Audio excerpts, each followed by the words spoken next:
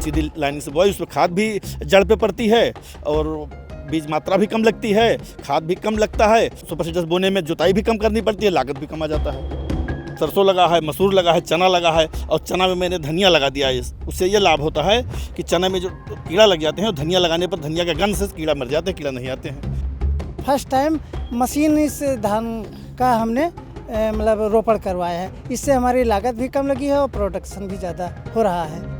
तो हमारी एक यूनिट ऑयल मिल की चल रही, कड़वा तेल की शुद्ध। दूसरी यूनिट बरधेरा में मसाला की लगानी है और एक यूनिट हमें गन्ना के लिए गुड़ बनवाना है। 3-4 यूनिट पर काम चल रहा है और 3-4 यूनिट लगेगी हमारी एफपीओ की। जो सरकार द्वारा 100 दिन की वैरायटी है उसकी मैं नर्सरी लगा रहा हूँ। गेहूँ काट के तुरंत मैं धान लगाऊंगा और धान लगा के तुरंत जैसे धान तैयार होगा तुरंत मैं एक स्पेशल वैरायटी मेरे पास है जो कहीं नहीं उपलब्ध, एरो मैजिक नाम से धान है, उसको तैयार करता हूँ और वो चावल बॉम्बे तक जाता है हमारा। अभी एफपीओ का जो टर्नओवर है कितना पहुंच? लगभग 80 या 82 लाख रुपए। श्रावस्ती के ककंधू गांव में कुछ किसानों ने अपना समूह बनाया और उसके बाद अपनी खेती में कई नए प्रयोग किए। उन्होंने वैज्ञानिक विधि से खेती करना शुरू किया और अब उसके जो नतीजे हैं वो उनके खेतों में लहलहाती हुई फसलों के रूप में साफ तौर पर देखे जा सकते हैं। इसकी वजह से उनकी जो खेती की लागत है वो भी कम हो रही है। तो आज बात करते हैं इन किसानों से ही और सबसे पहले इस बातचीत का सिलसिला हम शुरू करेंगे यहाँ के जो किसान हैं जिन्होंने एक एफपीओ बनाया और इन किसानों को इससे जोड़ा है, राम गोपाल जी उनसे।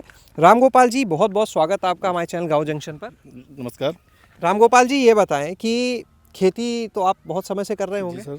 जी सर। कब से कर रहे हैं? 1988 में पढ़ाई छोड़ने के बाद तुरंत खेती शुरू कर दिया हमने। लगभग 4 दशक का समय पूरा होने वाला है। लगभग हो रहा है। चलिए, तो ये बताइए कि राम गोपाल जी, पहले की खेती में और अब की खेती में जो ये बदलाव आए, ये कब से आए? नहीं, बहुत बड़ा अंतर हुआ है। 10 साल से बदलाव धीरे धीरे तो बराबर बढ़ रहा है, लेकिन जब से मैंने एफपीओ बनाया 2020 में, तब से कुछ वैज्ञानिक लोग जुड़े हमसे जिला के और कुछ मतलब मुझे फार्म मशीनरी बैंक मिला एफपीओ द्वारा, जिससे मतलब कृषि मतलब तमाम यंत्र उपलब्ध हो गए। उससे खेती में बहुत बड़ा बदलाव आया है। आपके इस एफपीओ से कुल कितना किसान जुड़ा है? जी, हमारे एफपीओ से 310 किसान लगभग हैं इस समय। और कितने एकड़ की कुल खेती है इन सब की मिला? 1000 एकड़ खेती है हमारे सब किसानों को मिला करके। सब श्रावस्ती में? जी, श्रावस्ती में। क्या क्या मुख्य फसलें आप लोग करते हैं? जी, विशेष करके तो धान गेहूँ है, लगभग 75% 80% में धान गेहूँ है और उसके बाद में बाकी मसूर है, चना है, सरसों है, कुछ मक्का भी बोने लगे हैं, किसान थोड़ा बोने लगे हैं। क्या खास है आपकी खेती या कैसे अलग है बाकियों से? जैसे हम बराबर अपने किसानों से भी हम भी पूरा लाइन स्विमिंग कराते हैं, पूरा टोटल लाइन स्विमिंग कराते हैं। पहले मैं एक पैडी चापर मशीन लेकर आया। धान काटने के बाद पैडी चापर से पूरे धान की फसल को नष्ट किया। मैं आग नहीं लगाता हूँ खेत में। उसके बाद में मल्चर से उसको मिक्स कर दिया, उसके अंदर सुपर सीडर से उसकी बोई कर दिया और सीधी लाइनिंग से बोई। उसमें खाद भी जड़ पे पड़ती है और बीज मात्रा भी कम लगती है, खाद भी कम लगता है और सुपर सीडर्स बोने में जुताई भी कम करनी पड़ती है, लागत भी कम आ जाता है। तो ये जो लाइन सोइंग है, इससे कौन कौन सी फसलें हैं जो लाइन सोइंग विधि से आप करते हैं? अब हम लाइन स्विमिंग से तो गेहूँ भी लगा हुआ है, या बगल में सरसों लगा है, मसूर लगा है, चना लगा है और चना में मैंने धनिया लगा दिया है। उससे ये लाभ होता है कि चना में जो कीड़ा लग जाते हैं, धनिया लगाने पर धनिया के गंध से कीड़ा मर जाते हैं, कीड़ा नहीं आते हैं। राम गोपाल जी, ये बताएं, ये जब आपने सारे प्रयोग किए तो इससे आपकी जो लागत है खेती की, उस पर क्या फ़र्क आया और क्या उत्पादन में भी कोई अंतर देख रहे हैं? जी हाँ, लागत कम से कम 25% लागत कम हो गई है। और कैसे कम हुई है 25% की? 25% लागत ऐसे कम हुई जब लाइन से मैंने बोया तो जो खाद छिड़कवा भी से बोते थे अलग पड़ी रहती थी डीएपी, वो अब जब लाइन से बोया तो जड़ पर पड़ी। लाइन से बोया तो जड़ पर पड़ी, टोटल खाद जो जड़ पर पड़ी तो जड़ का विकास हुआ। खाद मैंने कम डाला, उसके बाद भी वही इस तरीके से मतलब फसल बढ़िया चल रही है और उत्पादन भी बढ़िया हो रहा है। उत्पादन पे क्या फ़र्क देखते हैं? उत्पादन 15 से 20% जरूर फर्क आया। चाहे हवा चल जाए, गेहूँ में आप खड़े हैं, चाहे तेज हवा चल जाए, मैंने 3 पानी लगाया है, चाहे तेज आंधी चल जाए, मेरा गेहूँ नहीं गिरेगा। तो यानी फसल सुरक्षित भी हो गई इन विधियों? बिल्कुल सुरक्षित है, शुद्ध सुरक्षित है। एक बार बाकी जो आपके साथ किसान जुड़े उनसे भी बातचीत हम करते हैं, फिर आपके पास आएंगे। क्या नाम है आपका? तेज नारायण। तेज नारायण जी, आप कितने क्षेत्रफल में खेती कर रहे हैं अभी? 2 एकड़। 2 एकड़। क्या क्या लगाए हैं? धान है, गेहूँ है, थोड़ा सरसों है, सब्जी खाने के लिए सब्जी बनी है। अच्छा, तो आप भी इस एफपीओ के सदस्य हैं। क्या आपने बदलाव किया अपनी खेती में इन 4 सालों के दौरान जब से जुड़े हैं एफपीओ से? हाँ, बहुत बदलाव हुआ है पहले से। क्या बदलाव हुआ? अरे यही बोने के तरीके में बदलाव है, फसल में कुछ हुई है, सब्जी वब्जी अपने आप तैयार कर लेते हैं। आप पहले कैसे खेती कर रहे थे अपनी और अब कैसे कर रहे हैं उस 2 एकड़ की? अरे पहले से बदलाव हुआ है, लागत कुछ कम हुई है, उत्पादन कुछ बढ़ा है। अपनी फसल का क्या करते हैं, बाहर खुद बेचते हैं या एफपीओ में देते हैं? अभी एफपीओ में दुकान नहीं है खरीदने वाली, तो बाहर बाजार में बेचना पड़ता है। अच्छा, बेचते वैसे ही हैं पहले की तरह। हाँ। आपका नाम? जी, मेरा नाम श्री गोपाल वर्मा है जी। और मैं भगवान बुद्ध कंपनी का सीईओ हूँ और इसी कंपनी से लगभग 4 वर्षों से जुड़ा हुआ हूँ। तो खुद खेती भी करते हैं? जी, मेरी खुद की खेती है लगभग 15 एकड़ की। कहाँ पे? यही बगल के गांव बड़देहरा है जो इसी जनपद में पड़ता है। क्या खेती करते हैं आप? अमूमन धान गेहूं की खेती हमारे एरिया में ज़्यादा होती है, लेकिन अब गवर्नमेंट की मंशा के अनुसार वो चाहती है कि विविधताकरण की खेती की तरफ हम अग्रसर हों। इसके वजह में हम अब गन्ना भी लगा रहे हैं और धान मसूर और बानकी की तरफ भी लोगों का रुख हुआ है, सब्जी की तरफ लोगों का रुख हुआ है। अच्छा, सब्जी भी शुरू करी है? जी, शुरू करी है अपने खाने के लिए, उसके बाद बृहद स्तर पर उसको हम सेल करने के लिए अगले सीजन से शुरू करने जा रहे हैं। आपने प्रयोग क्या क्या आपने शुरू किए इन 4 सालों के दौरान खेती में? जब से ये हमारी भगवान बुद्ध कंपनी बनी हुई है तब से हम लोगों ने इसमें नए नए प्रयोग शुरू किए हैं। मसलन जैसे जो हम परंपरागत खेती लेबर द्वारा धान की बैठवाई करवाते थे, हमने इस यंत्रीकरण के तहत धान बैठाने की मशीन ली है और फर्स्ट टाइम मशीन इस धान का हमने मतलब रोपण करवाया है। इससे हमारी लागत भी कम लगी है और प्रोडक्शन भी ज़्यादा हो रहा है। आपका नाम? परमानंद वर्मा। परमानंद जी, आप बताएं कितनी खेती है? 2 एकड़। 2 एकड़। क्या क्या कर रहे हैं आप? धान गेहूँ अक्सर मुख्य फसल यही है और थोड़ा सा चना मसूर भी होता है। कैसे कर रहे हैं, क्या विधि? नहीं तो गेहूँ तो सुपर सीडर से बोलते हैं। पहले कैसे करते थे? पहले तो वैसे छिट्टा बोआई ज़मीन में से हाथ से बोआई होती है, लेकिन अब जब से मतलब सुपर सीडर आया है तब से मतलब सुपर सीडर से खूंटी में धान काटने के बाद तुरंत मतलब ठूठा में वैसे बोआई हो जाती है एक ही बार में।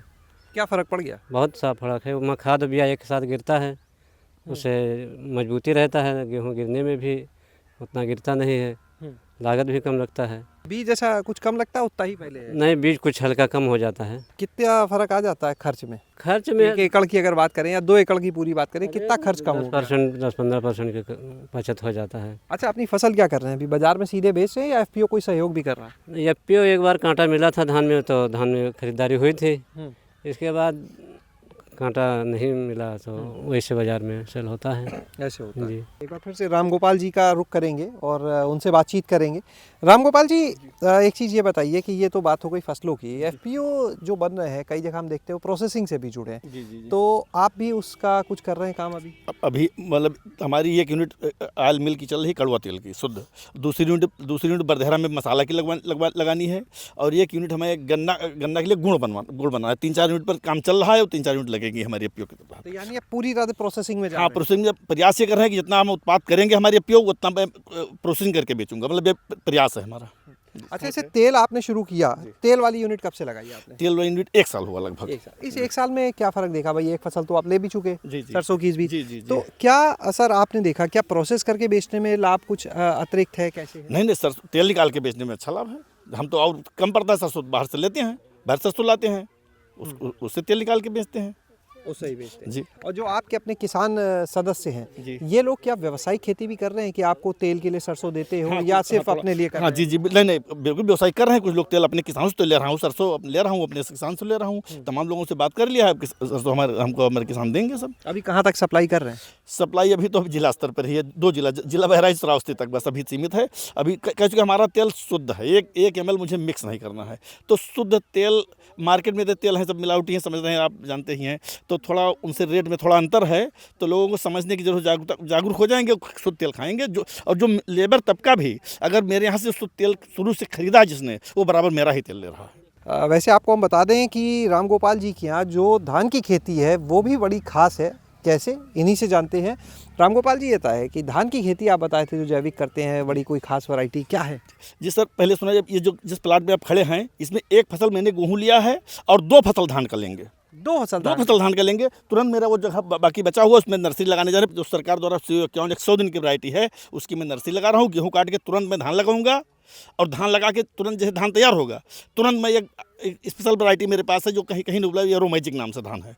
वो शुद्ध, इसमें मैं कोई खाद नहीं डालता हूँ और शुद्ध जैविक है, ऑर्गेनिक है। उस तैयार करता हूँ और वो चावल बॉम्बे तक जाता है हमारा। जो लोग खा लिए एक बार, वो मंगाते हैं, उसको पूरा नहीं कर पाते हैं। यहाँ से मुंबई तक भेजते मुंबई तक जाते हैं हैं? लोग। दाम का भी लाभ होता है उसमें, अतिरिक्त कुछ मिलता है? दाम ठीक ठाक? अतिरिक्त तो बहुत ज़्यादा तो नहीं मिलता है, लेकिन चलो ठीक है, अच्छे लोग खाने ले जाते हैं, बात नहीं वो, क्योंकि उसके डंठल बड़ा होता है, पैदावारी थोड़ा कम होती है, लेकिन वो बारीक सुगंधित काला नमक जो लोग काला नमक खाते थे वो काला नमक छोड़ दिया, मेरा चावल खाने लगे हैं। अच्छा जी। तो ये बताएं कि जो ये धान आपने बताया, तो ये सिर्फ आप कर रहे हैं कि आपके एफपीओ के किसान भी कर रहे हैं? किसान कुछ थोड़ा बहुत कर रहे हैं, थोड़ा कुछ कर रहे हैं, उनसे भी ले लेता हूँ, खरीद लेता हूँ अगर नहीं पूर्ति होती है हमारी तो। अच्छा, अपने किसानों को क्या क्या सहयोग आपका एफपीओ दे रहा है? और हमारे पास कृषि यंत्र हैं, उनका भी मतलब कृषि यंत्र को दे रहे हैं, थोड़ा 150 रुपये घंटे कम दे करके थोड़ा बुआई कराने के लिए, जुताई कराने के लिए सब दे रहे हैं। बीज भी ब्लॉक से थोड़ा हमको जानकारी पहले हो जाती है, तो ब्लॉक से मतलब उनको बता देते हैं कि भैया ब्लॉक से बीज खरीदने के लिए ले आओ, तो उपलब्ध है ये बीज। अब उड़द की बीज आ गई है ब्लॉक में, सबसे बता दिया है मैंने, ग्रुप में डाल दिया, मेरा एफपीओ का एक ग्रुप है, उस ग्रुप में डाल देता हूँ और सब लोग लेके आते हैं बीज, उसका लाभ लेते हैं। अभी एफपीओ का जो टर्नओवर है कितना पहुंच गया? लगभग 80 या 82 लाख रुपए है। बहुत बहुत शुक्रिया हमसे जुड़ने के लिए, बात करने के लिए। तो यहाँ पर आप सुन रहे थे राम गोपाल जी को, और उनके साथ में जो बाकी किसान जुड़े हैं उनको भी हमने यहाँ पर सुना कि किस तरह से इन लोगों ने पिछले 4 साल के दौरान अपनी जो खेती के तौर तरीके हैं उनमें बदलाव किया, और उनके बदलाव का असर भी देखने को मिल रहा है। किस तरह से जो उनकी खेती की लागत है वो पहले से घटी है, उत्पादन बेहतर हुआ है, और प्रोसेसिंग की तरफ अब कदम बढ़ा दिया है। तो प्रोसेसिंग की तरफ कदम बढ़ाने से भी उनको लाभ हो रहा है, और लगातार अपनी जो यूनिट्स हैं, अभी तो तेल की ऐसे यूनिट शुरू की प्रोसेसिंग, अब उसी दिशा में आगे बढ़ते हुए कुछ और यूनिट, चाहे वो गन्ने से गुड़ बनाने की बात की जाए या मसाले यूनिट की बात की जाए, उनकी तरफ भी अब ये लोग कदम बढ़ा रहे हैं। शैलेश अरोरा, गाँव जंक्शन। गाँव जंक्शन को सभी सोशल मीडिया प्लेटफॉर्म्स पर फॉलो करें। व्हाट्सएप चैनल और जीमेल आईडी पर भी संपर्क साध सकते हैं।